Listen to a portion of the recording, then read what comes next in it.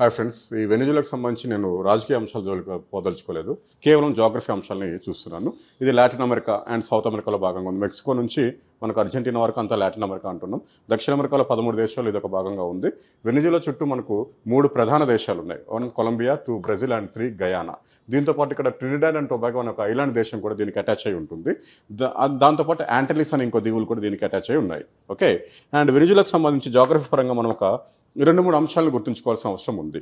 దాంట్లో ముఖ్యమైనది ఏంటంటే యాండిస్ మౌంటైన్స్. వరల్డ్లోనే లాంగెస్ట్ మౌంటైన్ ఏదైతే యాండిస్, ఇది దక్షిణ అమెరికాలో ఇంచుమించు 7 దేశాలు కూడా ఉన్నాయి. 6,600 కిలోమీటర్ల పొడవున ఈ యాండిస్ అనేది ప్రారంభించబడేది ఎక్కడంటే మనకు వెనిజులా కంట్రీలోనే. అండ్ అత్యంత ముఖ్యమైన అంశం ఏంటంటే లేక్ మరకైబో.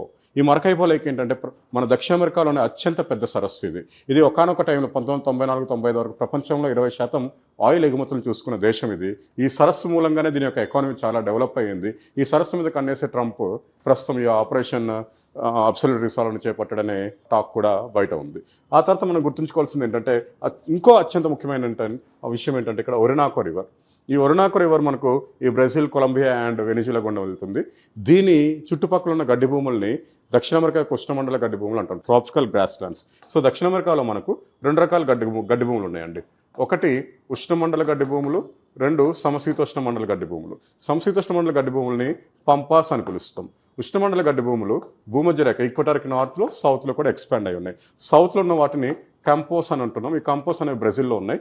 నార్త్లో ఉన్న వాటిని మనం లానోస్ అంటున్నాం. ఈ లానోస్ అనేవి మనకు ముఖ్యంగా వెనిజులా అండ్ కొలంబియా దేశాల్లో ఉన్నాయి.